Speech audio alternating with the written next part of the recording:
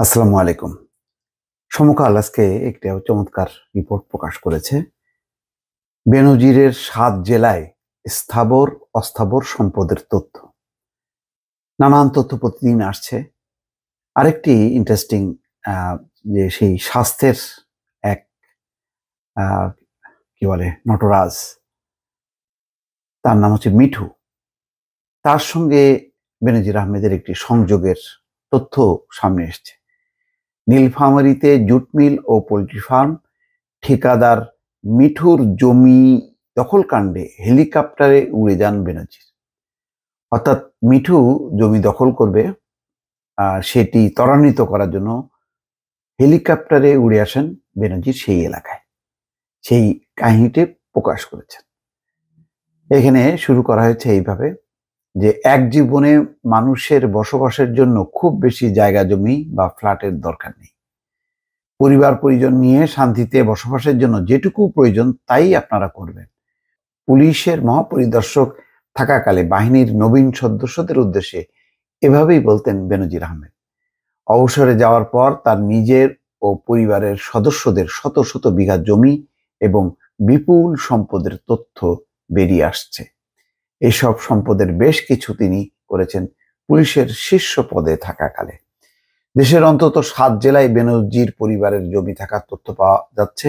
স্বাস্থ্যের ঠিকাদার মোতাজ্জেরুল ইসলাম মিঠুর সঙ্গেও তার ব্যবসায়িক অংশীদারের কথা সামনে চলে আসছে। তবে এই অংশীদারত্ব কাগজে কলমে নাকি মৌখিক তা নিশ্চিত হওয়া যায়নি। বছর ৮ আগে নীলফামারীর কিশোরগঞ্জ উপজেলার রণচণ্ডী ও চাঁদখানা ইউনিয়নে কৃষকদের বিঘা বিঘা জমি জোরপূর্বক কিনতে গেলে বাধার মুখে পড়েন মিঠু। তীব্র প্রতিবাদ জানান কৃষকরা। এরপর হঠাৎ একদিন বেনজিরকে নিয়ে হেলিকপ্টারে মিঠু ওই এলাকায় হাজির হন। বেনজির তখন ছিলেন র্যাবের মহাপরিচালক। মিঠুর সঙ্গে বেনজিরকে দেখে এলাকায় এক ধরনের আতঙ্ক তৈরি হয়।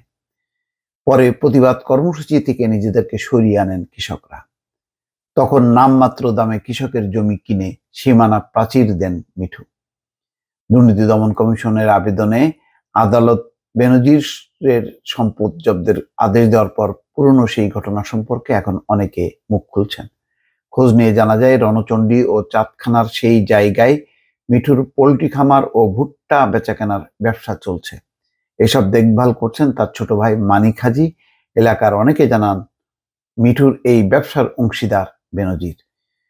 রণচণ্ডী ইউনিয়নের চেয়ারম্যান মোখলেসুর রহমান বিমান সমকালকে বলেন, ২০১৬ সালের দিকে মিঠু বিঘা বিঘা জমি জোরপূর্বক কিনতে শুরু করেন, কিন্তু অনেক কৃষক জমি বিক্রি করতে রাজি হচ্ছিলেন না। তারা একত্র হয়ে প্রতিবাদ জানাতে থাকেন। হঠাৎ একদিন হেলিকপ্টারে বেনজির আহমেদকে নিয়ে এলাকায় আসেন মিঠু। যে জমি নিয়ে ঝামেলা চলছিল সেখানে ২০ মিনিটের মতো তারা হাঁটাহাঁটি করেন। এরপর জানলাম মিঠুর সঙ্গে এই ব্যবসায় বেনজির আছেন।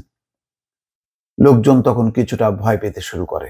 মোখলেসুর আরো জানান, বেনজির চলে যাওয়ার পর মিঠু জমি জমার সমস্যার সমাধানে জনপ্রতিনিধিদের নিয়ে বৈঠকে বসেন।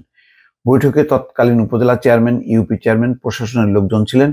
তবে কোনো সুরাহা হয়নি। তারা যেভাবে পেরেছেন সেভাবে জমি দখলে নিয়েছেন। আর ওসি সহ প্রশাসনের যারা গ্রামবাসীর পক্ষে ছিলেন তাদের রাতারাতি বদলি করা হয়েছে। যে জমিতে এখন ভুট্টা বেচাকেনা চলছে, ঠিকাদার মিঠু সেখানে জুট মিল করতে চেয়েছিলেন বলে জানান তিনি। তো যাই হোক দর্শক, বুঝতে পারছেন যে মানে ক্ষমতা প্রয়োগ করে কিভাবে জেলার পর জেলা নিজের নামে, তারপরে তার বিভিন্ন পার্টনারদের নামে বাংলাদেশের জমি দখল হয়েছে। নানান তথ্য বেরোচ্ছে এবং হয়তো আগামীতে আরো এই ধরনের চাঞ্চল্যকর তথ্য প্রকাশিত হবে। দর্শক ভালো থাকবেন। আল্লাহ হাফেজ।